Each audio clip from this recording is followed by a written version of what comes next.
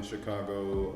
My cousin was going to pharmacy school out there, and I was finishing up school and was going out for the weekend. He told me to come down and we'll go out. We're gonna meet up with some of his classmates. So I said, cool, let's do it. He essentially was like, hey, let's go out before the semester gets started because winter break had just finished. And so I was like, well, why not? Let's go out, before exams and everything gets started. When we got to the club, I was just kind of sitting on my own, kind of relaxing, enjoying the vibes. Me, when I get to a new place, I'm always observing. Some people might say I'm quiet, shy, reserved, but I kind of assess situations. I guess I'm standing by myself because at some point my cousin Cash comes up to me and says, hey, Nancy told me to tell you to come talk to her. So I get up, I go talk to her. I noticed that Osazee was kind of off to the side by himself, and I'm a people person, so I really like people to kind of all feel inclusive and be around each other.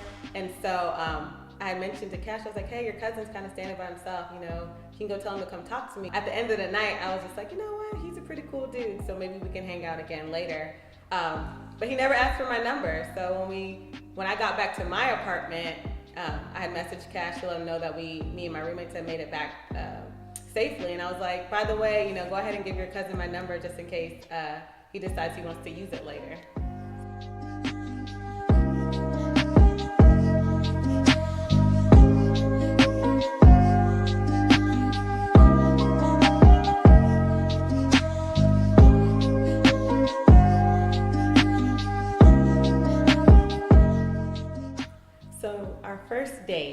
Our first date actually to me took a while for him to finally ask me out. We probably had been talking for about 2 weeks, and at the point of which I was gonna finally just jump the gun and ask him, in the middle of the week he asked me out to go out that following Saturday. So I could not wait. I was so excited, like, okay, what am I gonna wear? What am I gonna do? So we're both from Texas and he loves Mexican food, so I found this nice Mexican restaurant that we were gonna go to. And so my whole thing was like, hey, I'm new to the city, he's new to the city, maybe, we can take this date, make it a little bit adventurous and like take the train and go into the city and kind of just explore as we go up to this restaurant. And so we get off the bus, go to the train station, and I have no idea what happened or what we were talking about. But literally within moments, anybody that knows me knows that I'm very clumsy.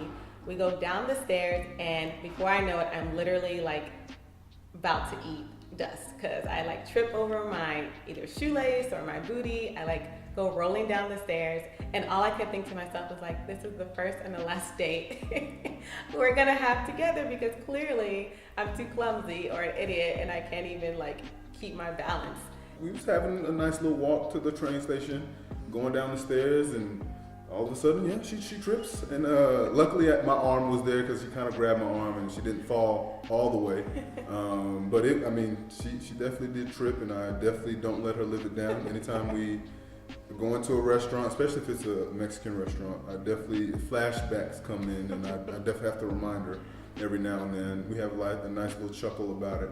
But yeah, we got to Caesar's, and I don't know if the food was that good, but I know the margaritas, like she said, were huge, and we enjoyed that margarita. I think that added to the fun of the night because I think it was a little tipsy by the end of the night, but it was a great date. I had a great time, and it kind of took my mind away from just being in a new place, and she made it comfortable for me, so it was great.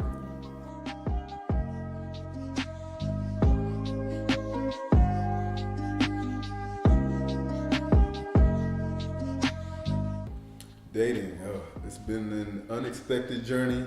It's been a great journey just looking back, but what most people may not know, literally our entire relationship has been long distance, and it's mainly because of school. One thing about being long distance is it has allowed us to travel a lot and see new places and make an effort to actually meet up with each other and see each other and see. We've gone all over the U.S. together, we've gone outside the country together, and I think if anything, we've learned a lot about each other, and every time we come together, we're so excited to see each other, and every time we have to separate, the heart truly grows fonder. And he used to hate talking on the telephone when we first met, and now we can't ever get off the phone. I mean, a lot of our close friends know that sometimes we just sit on the phone and we're literally saying nothing. Like we're literally just on the phone, just as a comforting mechanism of, I don't really have anything to say, but just to know that you're right there, even though you physically can't be with me, is ensuring and, just adds to our relationship and allows us to, continue to grow with each other, even though we can't, be with each other. It's been a journey, but a journey that I'm glad I'm going through with her, because we have such great communication and we're able to understand that even though we're going through this journey at times apart, we find time to get together, find time to make sure each one of us is okay, comfortable. I just can't see myself without him. Like, he truly makes me feel like myself, and this journey has been an up and down roller coaster, but if I had to do it all over again, I would do it all over again with him. I'm blessed and thank God every day for that day at Cash's house. Thank you, Cash. You are the man.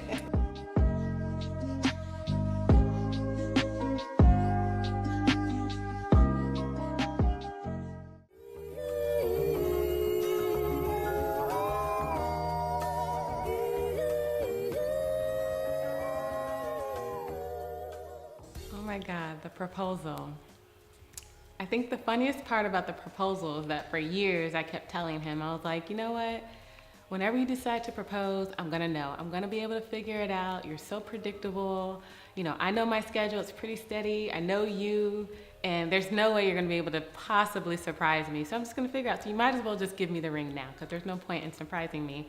And so I will say the day of, I literally had no idea that anything was even different. I think my friends and my family played a huge part in just keeping everything simple, to where I just kind of felt like it was a normal day. What made it so great was she was so surprised.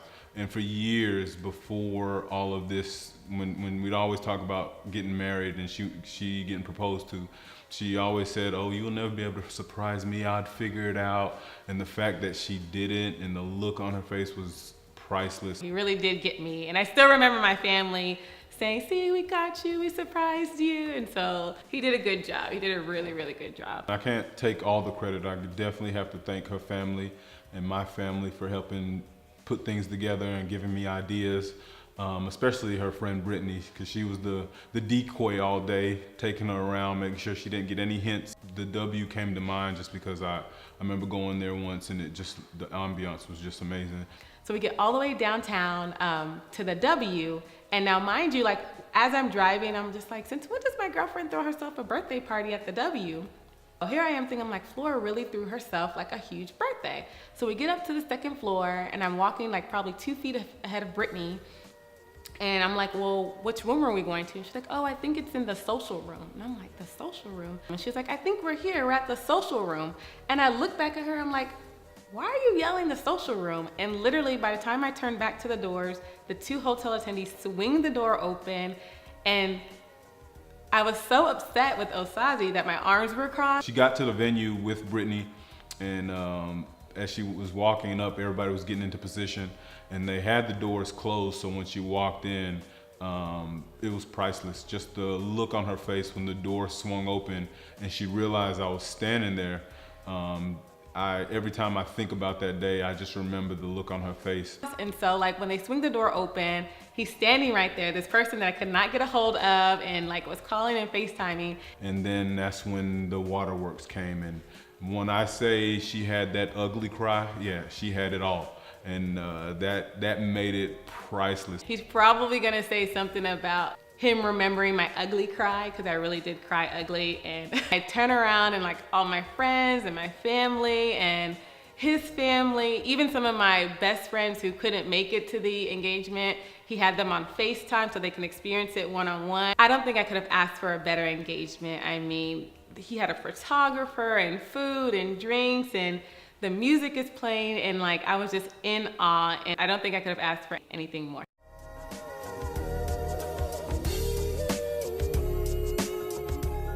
I knew he was the one when we first started dating, so this was before we actually made it official.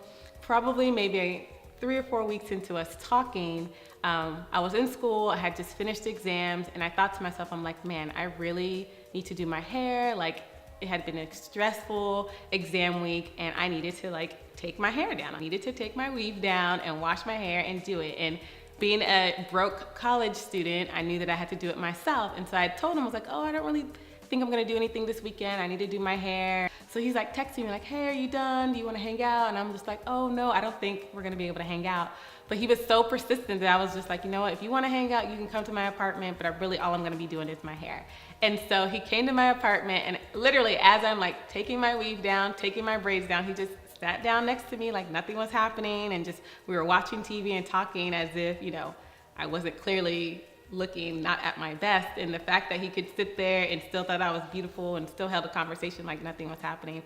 At that moment, I was just like, okay, this guy, I mean, he's really something else. The thing that really made me know that this beautiful lady would be my wife one day is, I think the very first time, like we said before, our relationship has been long distance, and I think the very first time we were going to be away from each other for a while, just leaving and having that feeling that a piece of me was being left behind, I just knew at that moment, that feeling that I had, I'd never had before, and I knew she was definitely gonna be something special in my life. Anytime we go on a trip and we finally part ways, I still have that feeling to this day. So I know I'm making the best decision for me and her, and I know just having her in my life, I'm truly blessed.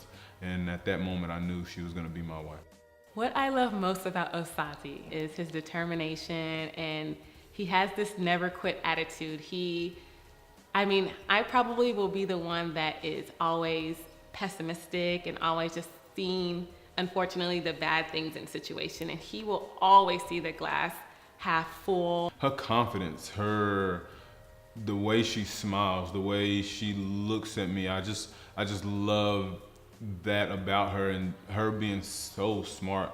I love that he's so family oriented. He loves his family, but not only does he love his family, he loves my family. He loves just huge family. So I'm so excited to, start my life with him and start this journey and hopefully start our own family. And I just know that he'll be a great father, and, and with my sisters and brothers getting married, a great uncle, and I can't wait to expand our family. Love the fact that I can literally bring her around people she's never met before, and she can make friends with them and make them feel like she's part of the group, or like my guy friends, and we come together every now and then, and they might bring their wives, and even though they've never met, she can sit down and talk to them like they've been friends forever. And I just love that about her, and her family togetherness. I just know our future is bright, and I'm blessed to be sharing it with her. And probably the last thing that I absolutely love about him is that he owns a room. Any room he walks into, I feel like all my friends forget that I'm even there, and they just gravitate towards him. He has the ability to just make everybody feel welcome, put a smile on everybody's face, and just, he owns the room that he's in. He's very confident, and I just love him, and I love how he makes me feel, but I equally love how he just sets the tone and makes sure that both of us are taken care of, and at the end of the day that he's always gonna be by my side. Osazee, I love you so much from the bottom of my heart. I don't think that I could have ever dreamed of a man as perfect as you are for me. So glad that I told Cash to give you my number, and that you took it upon yourself to actually call me. And now, just to let you know, if you didn't know, you're stuck with me forever. Thank you, Nancy, for making me the happiest man on the planet. I love you, baby. And let this be the start of a beautiful life together. And anybody watching this video, thank you, and I hope you enjoy this Igwe experience.